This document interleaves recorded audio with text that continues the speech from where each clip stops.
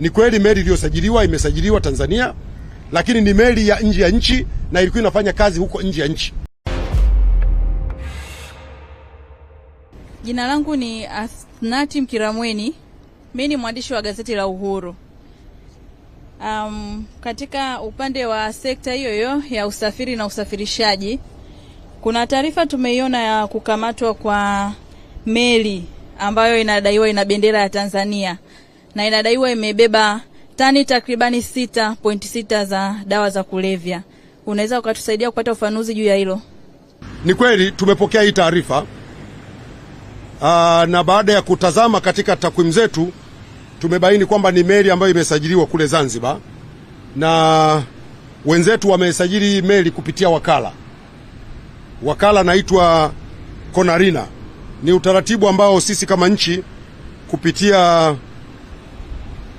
kwenye shirika lile la meli duniani sisi ni wanachama. Kwa wenzetu Zanzibar walisajili hii meli kupitia kwa wakala, kwa sababu kiutaratibu ni kwamba ukiwa kwenye lile shirika ile International Maritime Organization una uwezo wa kuwa na mawakala mbalimbali ambao watakusaidia kusajili meli katika maeneo mbalimbali. Kwa baada ya kutazama tumekuta kweli ni meli ambayo ilisajiliwa kupitia kule Zanzibar, na wenzetu Serikali ya Mapinduzi Zanzibar imechukua hatua kadhaa, lakini niwaombe ndugu zangu waandishi wa habari, Serikali ya Mapinduzi Zanzibar watakuja kutoa taarifa kuhusiana na meli hii.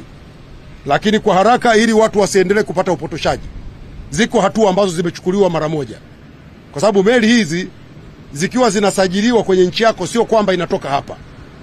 Inaweza ikasajiliwa ikiwa kwenye nchi nyingine na inafanya kazi huko, na ndio maana hata kwenye meli hii kwenye taarifa ambayo imetoka mmesikia kwamba hakuna Mtanzania aliyekamatwa huko. Ni meli ambayo imesajiliwa huko na wakala na imefanya kazi huko na imekamatwa huko kwa makosa yaliyoko huko. Lakini kwa sababu sisi kupitia Serikali ya Mapinduzi Zanzibar ilisajiliwa huku kwetu, Serikali ya Mapinduzi Zanzibar imechukua hatua zifuatazo. Kwanza, ilipopata taarifa tarehe 17 ya mwezi uliopita, mwezi wa pili, mwezi huu, tarehe 18 ya mwezi wa pili, Serikali ya Mapinduzi Zanzibar imefuta usajili wa ile meli. Ile meli inaitwa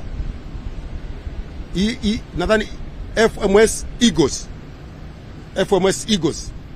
Ile meli imefutiwa usajili na hivi ninavyozungumza haina usajili tena wa Zanzibar. Lakini jambo la pili, Serikali ya Mapinduzi Zanzibar imewatafuta wamiliki wa hii meli kujua kulikoni.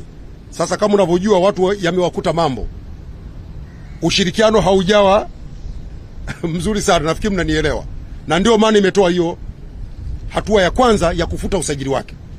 Lakini pili, imeipiga fine ile kampuni kwa mujibu wa taratibu za IMO, imeipiga fine ya dola 20,000. Jambo la tatu, inaendelea kufanya mawasiliano kupitia wizara yetu ya mambo ya nje ili kuondokana na utambuzi wowote wa meli hii kimataifa. Lakini zaidi ya hapo, wanaendelea kufanya tathmini ya mawakala wote ambao wameingia nao mkataba wa kusajili meli, ili wale ambao ni wababaishaji waondolewe kwenye orodha ya usajili. Kwa hiyo hizo ni hatua ambazo Serikali ya Mapinduzi Zanzibar imezifanya kwa haraka, angalau wa Tanzania mjue kwamba kwanza ni kweli meli iliyosajiliwa imesajiliwa Tanzania, lakini ni meli ya nje ya nchi na ilikuwa inafanya kazi huko nje ya nchi. Lakini kwa sababu imevunja taratibu, Serikali ya Mapinduzi Zanzibar tayari imeshaanza kuchukua hatua, na baadaye watakuja kutoa taarifa rasmi ya hatua zingine ambazo Serikali ya Mapinduzi Zanzibar imezichukua kuhusiana na meli hii. Lakini ni meli ambayo ilikuwa na wageni, haikuwa na Mtanzania hata mmoja.